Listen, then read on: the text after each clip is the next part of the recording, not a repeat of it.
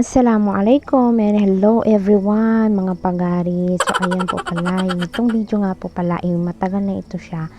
Pero buti na lang is nakuha ko. Una-unang na-upload ko ito siya sa YouTube channel ko na nakalimutan ko na kung ano yung password niya. So ayan, nag-harvest po sila ng langka or badak nga sa Muslim at jackfruit naman sa English. Char! Yan din po pala yung mga panahon na hindi nga po uso yung mga voice over, at yan din po pala yung panahon na wala pa kami sariling tirahan dahil nga nakikitira lang po kami.